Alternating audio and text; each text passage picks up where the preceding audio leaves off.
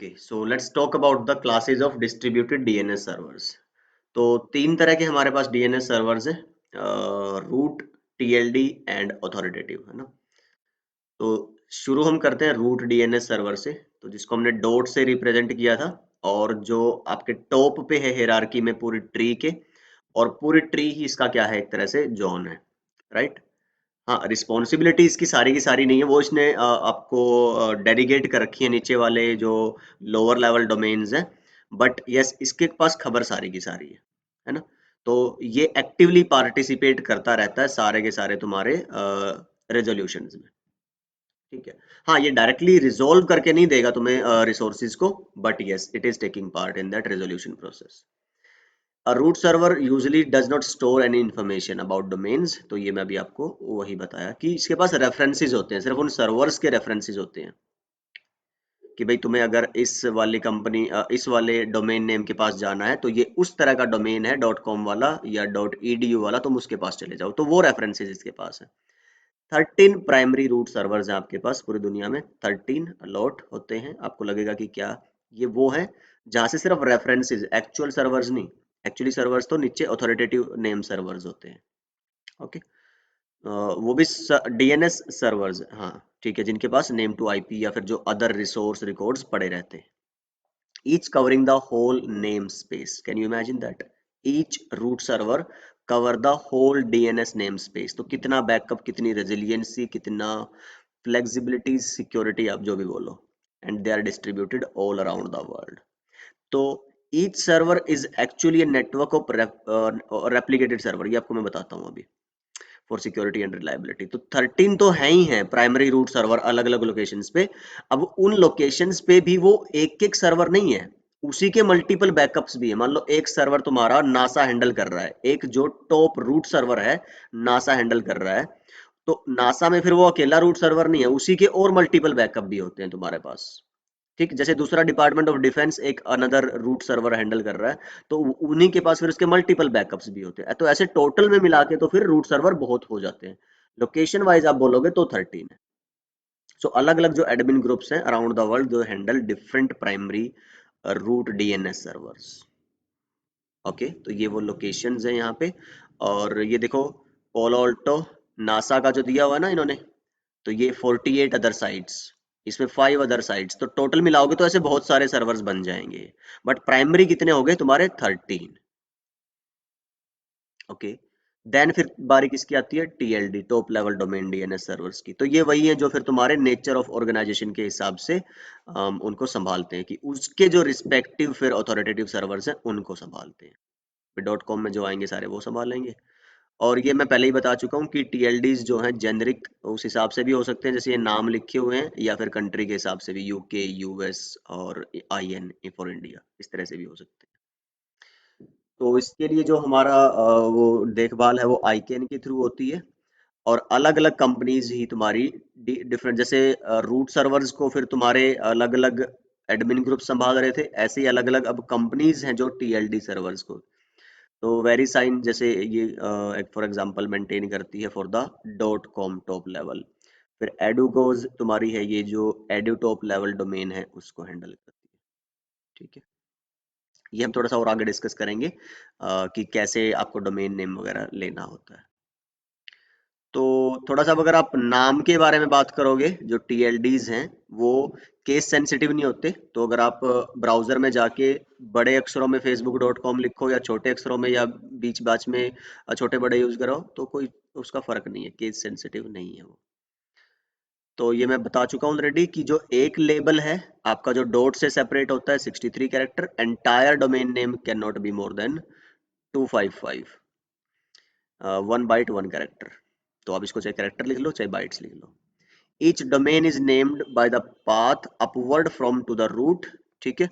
कि ये कैसे जाएगा तुम्हारा, ऐसे लिखा जाता है जैसे mail.google.com डॉट, तो नीचे से चल के ऑथोरिटेटिव से फिर ऊपर रूट तक जाता है। हाँ, जब रिजोल्व हमने अभी सीखा था लास्ट वीडियो में, तो पहले टॉप से लास्ट के डॉट से शुरू हो गए, फिर नीचे ऑथोरिटेटिव तक रिजोल्व होता जाएगा। Components are separated by periods. ये मैं आपको ऑलरेडी पहले ही बता चुका हूँ कि info.abc.com भी हो सकता है, info. आपका xyz.com भी हो सकता है।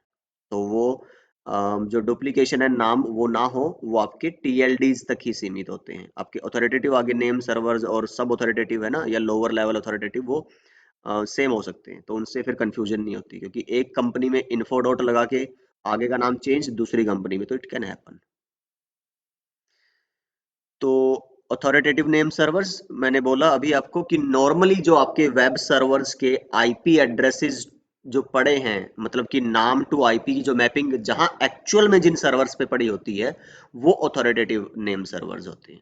मतलब आपको एक्चुअली में जहां से रिसोर्सेज मिलेंगे, जहां से रिप्लाई मिलेगा कि भाई हाँ इस नाम का आईपी ये रहा, तो वो जो सर्वर्स है उनको आप, ये जो लोअर लेवल के सर्वर आते हैं, top, root, then TLD and then authoritative, तो यहाँ पे चीजें पड़ी होती है। और ये सर्वर कोई कंपनी अपना खुद का भी यूज कर सकती है, और या फिर हो सकता है कि किसी पब्लिक क्लाउड सर्विस पे भी होस्ट कर सकती है। आप चाहो तो अपना अथॉरिटेटिव नेम सर्वर खुद भी बना सकते हो, खुद होस्ट कर सकते हो, या फिर अमेजोन वगैरह की किसी और की भी हेल्प ले सकते हो।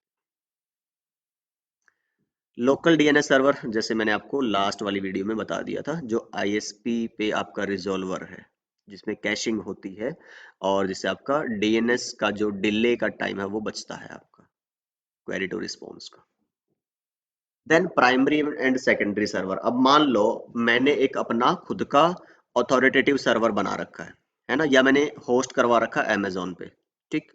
तो चलो मैं अपना मान लेता हूँ कि मेरा एक ये अथॉरिटेटिव सर्वर मैंने खुद होस्ट कर रखा है, नेट नगेट्स डॉट कॉम, ठीक है।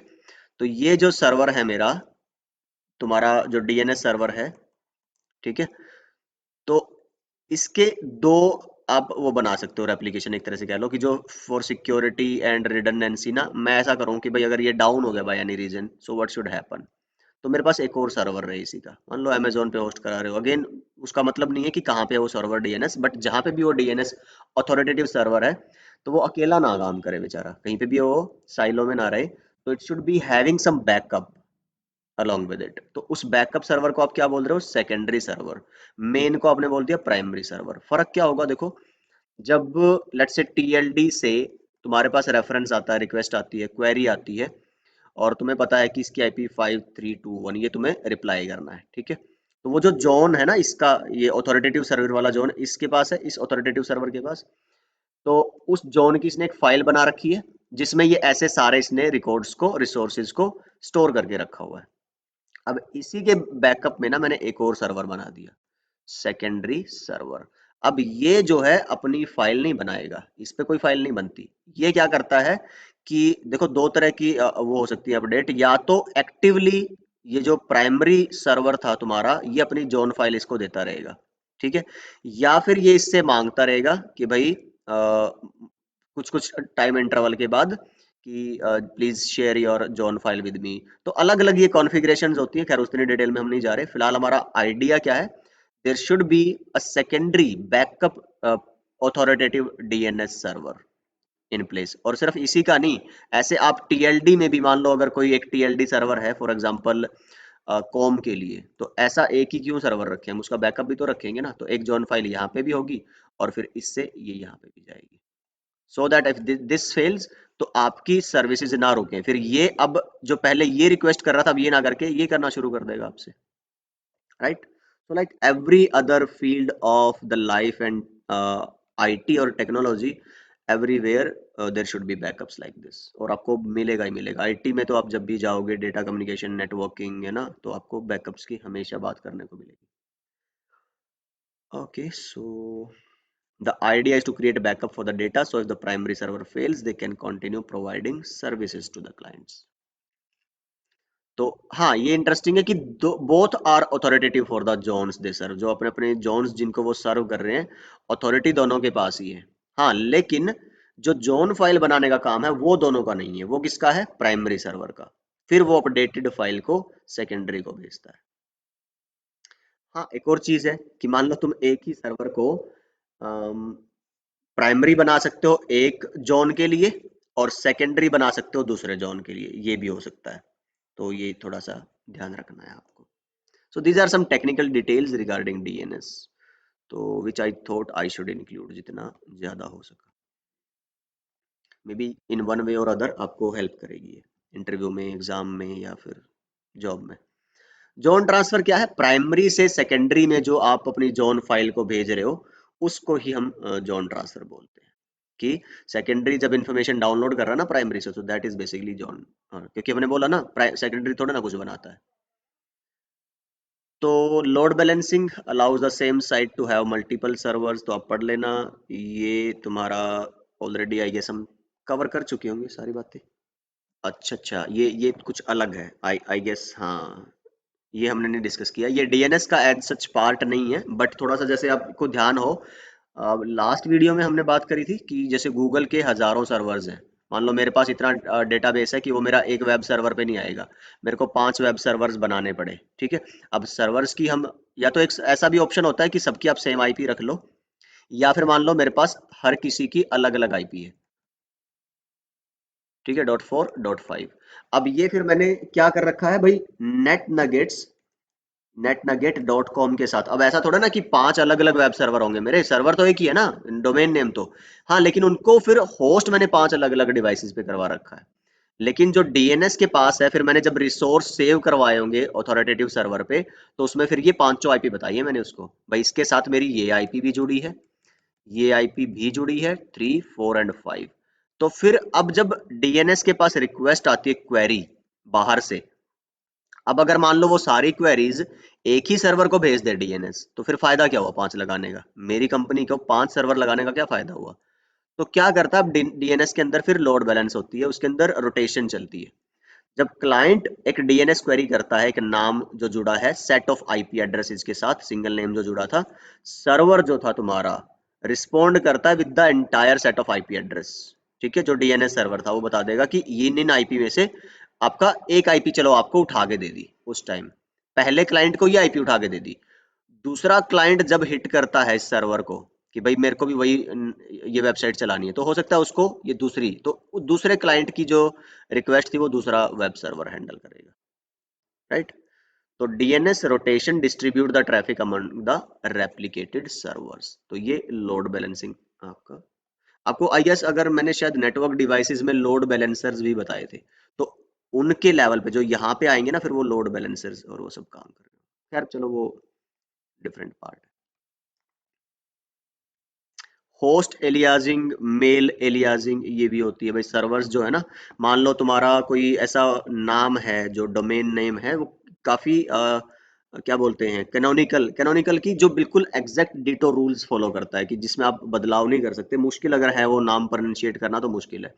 तो ये लोग क्या करते हैं ना, एक आसान सा नाम जोड़ देते हैं फिर उसके साथ, कि भाई उसकी नाम के आगे साथ जो मेल सॉरी जो आईपी अटैच थी, उसके साथ साथ फिर ना इस वाले नाम के साथ भी वही आपकी जो आईपी एड्रेस थी वो अटैच कर दो। कि लोग अगर अब mail.google.com कौन लिखता है, अगर आप देखोगे तो mail.google.com भी आपको वहीं लेके जाएगा, और gmail.com भी आपको वहीं लेके जाएगा, ठीक है।